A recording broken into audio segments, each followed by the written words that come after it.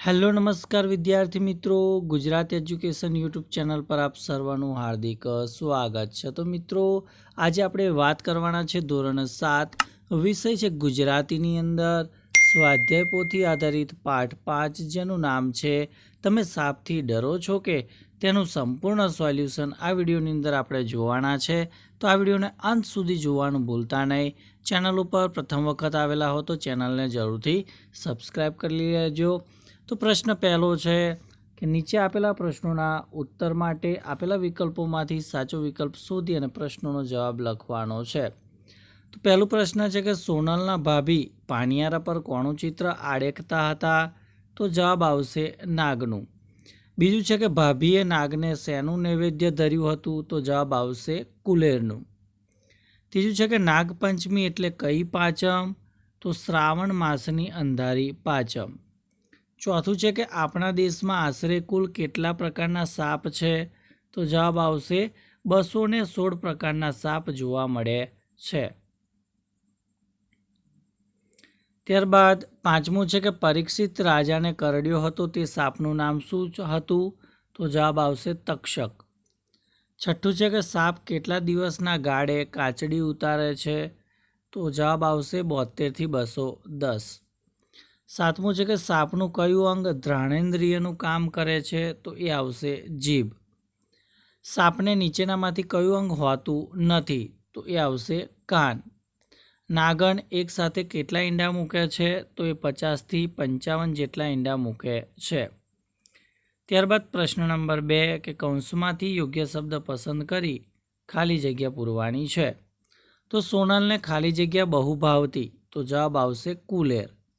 બીજું છે કે ભાભી નાગપંચમીના ખાલી જગ્યામાં બાજરીનો રોટલો એક વાર ખાશે, તો જવાબ આવશે એક ટાણામાં। ત્રીજું છે કે ખોદે ઉંદર અને ભોગવે ખાલી જગ્યા, તો અહીંયા આવશે બોરિંગ।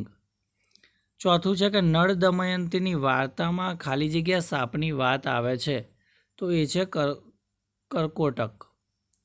પાંચમું છે કે જળ કમળ છાડી જાને બાળ, આ કવિતામાં ખાલી જગ્યા નાગનું નામ આવે છે, તો એ આવશે કાલિય નાગ। છઠ્ઠું છે કે સાપનું સરેરાશ આયુષ્ય ખાલી જગ્યા વર્ષનું ગણાય છે, તો એ છે 25 વર્ષ। સાતમું છે કે સાપ કાચડી ઉતારે એમ ખાલી જગ્યા રાજાએ વૈભવનો ત્યાગ કર્યો, તો એ રાજાનું નામ આવશે ગોપીચંદ। મુંબઈની ખાલી જગ્યા ઇન્સ્ટિટ્યૂટમાં સાપના ઝેરનો અભ્યાસ થાય છે, તો એ છે હાપકિન ઇન્સ્ટિટ્યૂટ। નવમું છે કે અજગર ખાલી જગ્યા મહિના સુધી ભૂખ્યો રહી શકે છે, તો એ 8 મહિના સુધી। ખાલી જગ્યા માણસ જાતનો મિત્ર છે, તો એ આવશે સાપ। ત્યારબાદ પ્રશ્ન 3 છે કે નીચેના વિધાનો પૈકી જે વિધાનોમાં સાપ વિશેની હકીકત રજૂ થઈ હોય તો હા, અને સાપ વિશે પ્રવર્તતી ખોટી માન્યતા રજૂ થઈ હોય તો ના લખવાનું છે। તો સાપ દૂધ પીવે છે, તો ઘણા હા પણ કહે છે અને ઘણા ના પણ કહે છે। સાપને 2 જીભ હોય, તો ના આવશે। નાગનો મણી બહુ કિંમતી હોય છે, તો એ ના આવશે। સાપ ઘરડો થાય ત્યારે તેને મૂછ ફૂટે છે, એમાં પણ ના લખવાનું છે। પાંચમું છે કે સાપ પૂરેપૂરી કાચડી ઉતારી ન શકે તો માંદો પડી જાય, તો હા। છઠ્ઠું છે કે બધા સાપ ઝેરી હોતા નથી, તો હા।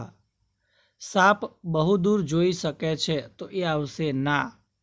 સાપને કાન હોતા નથી, તો એ આવશે હા। ત્યારબાદ ચોથો પ્રશ્ન છે કે સોના આવું કોને પૂછે છે અથવા કહે છે એ લખો। કે ભાભી આજે પાનિયારા પર નાગ કેમ આડેખે છે? તો એ તેની બાને પૂછે છે। ભાભી નાગને બદલે ઉંદરનું ચિત્ર આડેખે તો શું થાય? તો એ તેના ભાઈને પૂછે છે। ત્રીજું છે કે મને તો નાગની વાતો સાંભળીને બહુ બીક લાગે છે, તો એ તેના ભાઈને કહે છે। ચોથું છે કે તો મદારીની મોરલીએ સાપ ડોલે છે એ વાત ખોટી, તો એ એના ભાઈને કહે છે। ત્યારબાદ પ્રશ્ન 5 છે કે પાઠની શરૂઆતની 10 લીટી ધ્યાનથી વાંચો, પછી ઘટનાની સામે સોનલે શું કર્યું તે જોડવા સોનલની ક્રિયાનો ક્રમ અક્ષર લખવાનો છે। તો પહેલું છે કે ભાભી પાનિયારા પર નાગનું ચિત્ર આડેખતા હતા, તો જવાબ આવશે બ, સોનલને અચરજ થયું। બીજું છે કે તું ત્યાં ઊભી રહે અને ધ્યાનથી જો, તો એ આવશે ડ. સોનલ પાણિયારા પાસે પાછી ગઈ. કુલેરનું નૈવેદ્ય ધર્યું હતું તો સોનલના મોંમાં પાણી આવી ગયું. ભાભી ગઈકાલનો બનાવેલો રોટલો આજે એકવાર ખાશે તો એ આવશે એમ શું કરતા હશે તેવો પ્રશ્ન થયો. છઠ્ઠો પ્રશ્ન છે કે નીચેના પ્રશ્નોના ઉત્તર એક એક વાક્યમાં લખો. કે સોનલ તેના ભાભીને કેમ ટીકીને જોતી હતી? તો સોનલના ભાભી પાણિયારા પર નાગનું ચિત્ર આડેખી રહ્યા હતા, તેથી સોનલ તેમને ટીકીને જોતી હતી. બીજું છે કે ખોદે ઉંદરને ભોગવે ભોરિંગ એવું કેમ કહેવાયું છે? તો સાપ દરમાં રહેલા ઉંદરને મારીને ખાઈ જાય છે અને પછી તેનું દર પચાવી પાડે છે. આથી ઉંદરે ખોદેલું દર ભોરિંગ એટલે કે સાપ ભોગવે છે. ત્રીજો પ્રશ્ન કે આ પાઠમાં આપેલ સાપની જાતોના નામ જણાવો. તો આ પાઠમાં અનંત, વાસુકી, શેષ, પદ્મનાભ, કંબલ, શંખપાલ, ધૃતરાષ્ટ્ર, તક્ષક, કાલિય વગેરે સાપોની જાતોના નામ આપેલા છે. ચોથું છે કે અજગરના આશરે કદ અને વજન જણાવો. તો અજગર આશરે 8 મીટર લાંબો અને 150 કિલો વજનનો હોય છે. પાંચમું છે કે સૌથી નાના સાપની લંબાઈ કેટલી હોય? તો સૌથી નાના સાપની લંબાઈ 12 થી 13 સેન્ટીમીટર હોય છે. છઠ્ઠું છે કે સાપ કાચડી પૂરેપૂરી ન ઉતારી શકે તો શું થાય? તો સાપ કાચડી પૂરેપૂરી ન ઉતારી શકે તો તે માંદો પડી જાય છે. સાતમું છે કે સાપ મોરલીએ ડોલે છે તે શું છે? તો સાપ મોરલીએ ડોલતો દેખાય છે તે તો તેની હુમલો કરવાની તૈયારીનો જ એક ભાગ ગણાય છે. ત્યારબાદ પ્રશ્ન 8. સોનલના વર્ગમાં કોને સાપ નોળિયા જેવું બને છે? તો સોનલના વર્ગમાં નાનાભાઈ અને ભાણાભાઈને સાપ નોળિયા જેવું બને છે, એટલે કે તેઓ હંમેશા લડ્યા જ કરે છે. નવમું છે કે નોળિયો વનસ્પતિના મૂળ શા માટે ખોદે છે? તો નોળિયો પોતાના દાંતને વધારે તીક્ષ્ણ બનાવવા માટે વનસ્પતિના મૂળ ખોદે છે. પ્રશ્ન 7 કે નીચેના પ્રશ્નોના ઉત્તર 2-3 વાક્યમાં લખો. પહેલો પ્રશ્ન કે સોનલે બાને કોઈ દિવસ નહીં ને આજે ભાભી આમ કેમ કરે છે આવું પૂછ્યું ત્યારે તેમણે શું કહ્યું? તો બાએ સોનલના પ્રશ્નના ઉત્તરમાં કહ્યું કે આજે શ્રાવણ માસની અંધારી પાંચમ એટલે કે નાગપંચમી છે.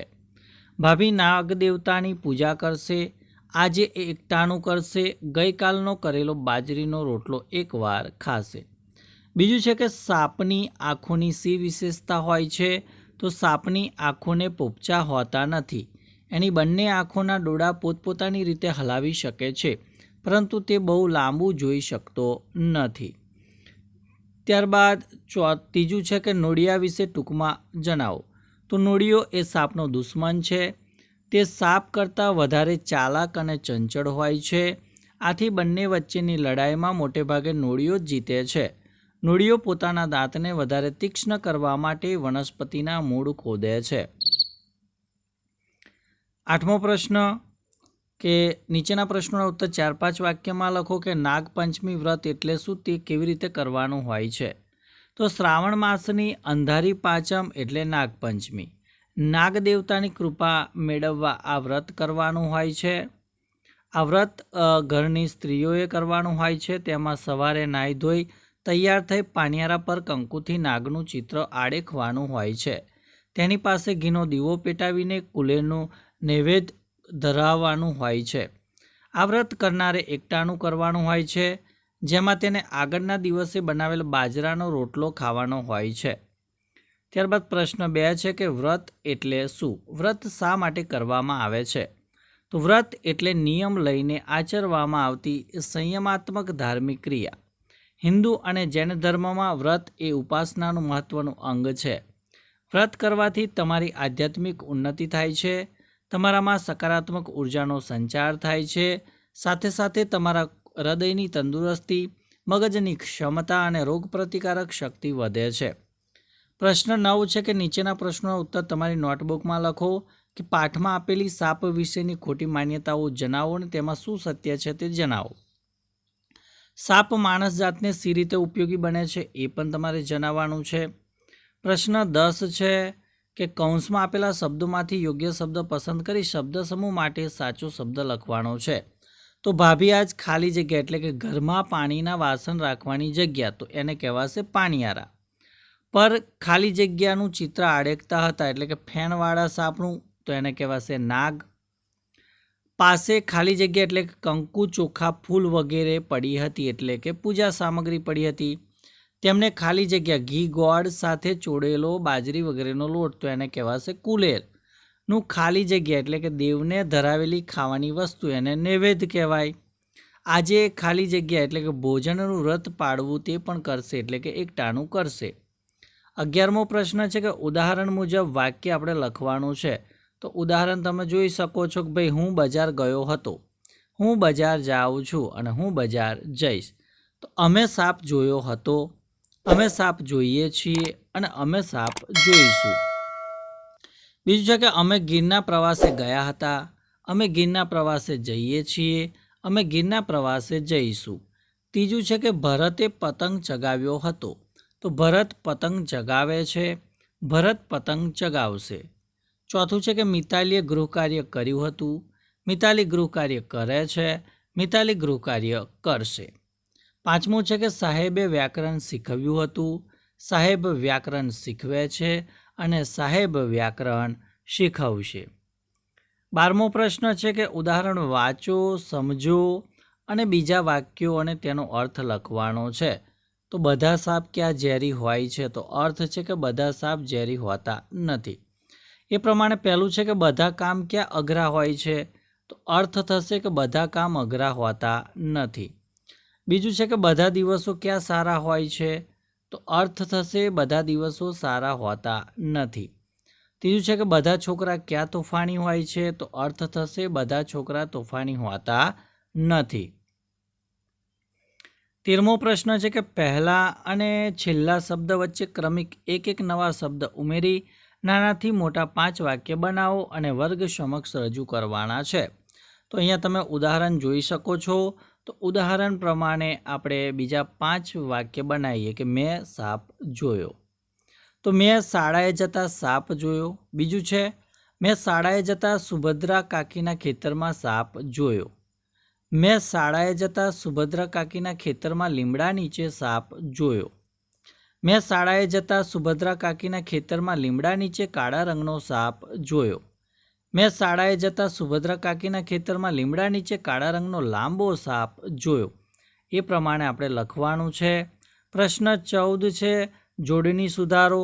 તો અહીંયા પાણિયારું, સામગ્રી, નૈવેદ્ય, દીવો, વાસુકી, ધૃતરાષ્ટ્ર, પરીક્ષિત, સેન્ટીમીટર, સૌંદર્ય, ઇન્સ્ટિટ્યૂટ, નિરીક્ષણ, કૂતરું, ઘ્રાણેન્દ્રિય, પ્રાચીન, નુકસાન અને મિત્ર. ત્યારબાદ 15મો પ્રશ્ન છે કે નીચેના શબ્દોના બે સમાનાર્થી લખો. તો બીકનું ભય અને દહેશત, દુઃખનું વ્યથા અને પીડા, સમૃદ્ધિનું આબાદી અને ઐશ્વર્ય, હિંમતનું બહાદુરી અને હામ, સૌંદર્યનું સુંદરતા અને મનોહરતા, હિરતની નવાઈ અને આશ્ચર્ય, શરતનું હોડ અને બોલી, હંમેશનું રોજ અને નિત્ય, ચંચળનું ચકોર અને ચાલાક, મજા તો આનંદ અને લહેર. 16મું છે કે નીચેના અનેકાર્થી શબ્દના બે અર્થ લખો. તો નાગ તો સાપ અને ભુજંગ પણ કહેવામાં આવશે. દેવતા તો દેવ અને અગ્નિ. શેષ તો શેષનાગ અને પ્રસાદ પણ થાય. પાંખ્યું તો ડાળી અને કાતરનું પાનું પણ થશે. 17મું છે કે નીચેના શબ્દોના વિરોધાર્થી શબ્દ લખો. ધ્યાનનું વિરોધી બેધ્યાન, પેટાવવું એનો વિરોધી ઓલવવું, ખરું એનો વિરોધી ખોટું, રૂપાળું એનો વિરોધી કદરૂપું, ઝેરનું વિરોધી અમૃત, હિંમતનું વિરોધી નાહિંમત, કઠણનું વિરોધી કોમળ, દુબળાનું વિરોધી બળિયો, પ્રાચીનનું વિરોધી અર્વાચીન થશે. 18મો પ્રશ્ન છે કે નીચેની કહેવતોના અર્થ લખવાના છે. તો ડુંગર ખોદેને ઉંદર કાઢવો, તો ખૂબ મહેનત કરવા છતાં ન જેવી પ્રાપ્તિ થવી. સાપે છછુંદર ગળ્યા જેવું એટલે કે મુશ્કેલીમાં આવવું. ત્રીજું છે કે ખોદે ઉંદરને ભોગવે બોરિંગ, મહેનત કોઈ એક કરે ને તેનું ફળ બીજો ભોગવે. ચોથું છે કે સાપ કાઢતા ગો પેઠી, એક મુશ્કેલી દૂર થતાં બીજી મુશ્કેલી આવવી. પાંચમું છે કે સાપ મરે અને લાકડી તૂટે નહીં, તો નુકસાન વગર કામ થઈ જાય. છઠ્ઠું છે કે સંઘર્યો સાપ પણ કામનો, એટલે કે સાચવીને રાખેલી નજીવી વસ્તુ પણ ઉપયોગી થાય છે. સાપ ગયા અને લીસોટા રહ્યા, તો સમયની સાથે વૈભવ જવો અને યાદો રહેવી. સાપને ઘેર પરોણો સાપ, એટલે દુર્જનો સાથે દુર્જનોનો મેળાપ થવો. સાપના દરમાં હાથ નાખવો, એટલે કે જાણી જોઈને મુશ્કેલી નોતરવી. 19મો પ્રશ્ન છે કે શબ્દ સમૂહ માટે એક શબ્દ લખો કે ઘરમાં પાણીના વાસણ રાખવાની જગા, એને પાણિયારું કહેવાય. શ્રાવણ માસની અંધારી પાંચમે ઉજવાતો નાગપૂજાનો એક તહેવાર, તો એ નાગપાંચમી. દેવને ધરાવેલ ખાવાની વસ્તુ પ્રસાદ, એને નૈવેદ્ય કહેવાય. ઘી ગોળ સાથે ચોળેલો બાજરી વગેરેનો કાચો લોટ, એને કુલેર કહેવાય. એક ટંક જમવું તે એકટાણું. નિયમપૂર્વક આચરવાનું પુણ્યક્રમ, તો એને વ્રત તરીકે ઓળખવામાં આવે છે. 7મું છે કે વાસ લેવાની ઇન્દ્રિય નાક, જેને આપણે ઘ્રાણેન્દ્રિય કહીશું. 2 જીભ જેને છે તે દ્વિજીહવા. શેષનાગ ઉપર સુનાર, તો શેષ સાઈ. 20મું છે કે નીચેના રૂઢિપ્રયોગનો અર્થ આપી વાક્યમાં પ્રયોગ કરો. દમ કાઢવો, તો અર્થ થશે ખૂબ થકવી નાખવું. વાક્ય છે કે શેઠે નોકર પાસે કામ કરાવીને તેનો દમ કાઢી નાખ્યો. બીજું છે કે પગ મેલવા ન દેવો, અર્થ થશે દાખલ થવા ન દેવું. વાક્ય છે કે રમેશભાઈએ એમને દગો કરનાર સાથીને પોતાના ખેતરમાં પગ મેલવા ન દીધો. 21મો પ્રશ્ન છે કે લીટી દોરેલ રૂઢિપ્રયોગનો અર્થ કૌંસમાંથી શોધી તેની નીચે લીટી કરો અને આ રૂઢિપ્રયોગનો ઉપયોગ કરી તમે બીજું વાક્ય બનાવો. તો અહીંયા કુલેર જોઈ સોનાના મોંમાં પાણી આવી ગયું, તો મોંમાં પાણી આવી ગયું, તો એનો અર્થ થાય છે ગમતી વસ્તુ ખાવાની તીવ્ર ઈચ્છા થઈ. વાક્ય છે કે સાંજે મમ્મી જમવામાં છોલે પૂરી અને ગુલાબજાંબુ બનાવવાની છે, તેવું જાણ્યું ત્યારે અલ્પાના મોંમાં પાણી આવી ગયું. બીજું છે કે બાએ સોનાને માંડીને વાત કરી, તો માંડીને વાત કરવી એનો અર્થ થશે શરૂઆતથી બધી વાત કહેવી. વાક્ય છે કે ફિલ્મ જોઈને આવેલા રાકેશે તેના મિત્રોને ફિલ્મ વિશે માંડીને વાત કરી. ત્યારબાદ ત્રીજું છે કે સોનાને જવાબ ન આવડતા ભાભી એની વારે આવ્યા, તો એની વારે આવ્યા એનો અર્થ થશે મદદે આવ્યા. વાક્ય છે કે રીનાને ગણિતના દાખલા આવડતા ન હોવાથી તેનું ગૃહ કાર્ય કરવા માટે પપ્પા તેની વહારે આવ્યા. 22મો પ્રશ્ન છે કે વર્ણ સામ્ય ધરાવતા શબ્દોના અર્થ લખો. આજ તો આજે અને આજ તો આ સિવાય બીજું નહીં. ઉદર તો પેટ અને ઉંદર તો ઉંદર. ખાંસી તો બરોબર યોગ્ય અને ખાંસી તો ઉધરસ. સાપ તો સર્પ અને શાપ તો બદદુઆ. નળ તો પાણીનો નળ અને નર તો પુરુષવાચક. માદા તો સ્ત્રીજાત અને માંદા તો બીમાર. મોં તો મુખ અને મા એટલે અંદર. વાડ એટલે કેસ અને વાર એટલે દિવસ થશે. 23મો પ્રશ્ન છે કે નીચેના શબ્દોને શબ્દકોશના ક્રમમાં ગોઠવો. તો કુલેર, અચરજ, નૈવેદ્ય, દીકરી, વ્રત અને દુશ્મન, તો એને આપણે શબ્દકોશમાં ગોઠવીએ તો અચરજ, કુલેર, દીકરી, દુશ્મન, નૈવેદ્ય અને વ્રત આ પ્રમાણે થશે. તો વિદ્યાર્થી મિત્રો, આ હતું ધોરણ 7 વિષય ગુજરાતીની અંદર સ્વાધ્યાય પોથીનું સંપૂર્ણ સોલ્યુશન. તો વિડીયો ચોક્કસથી ગમ્યો હશે તો વિડીયોને લાઇક કરી દેજો, શેર કરી દેજો અને ચેનલને સબસ્ક્રાઈબ કરી દેજો. Thank you. આભાર.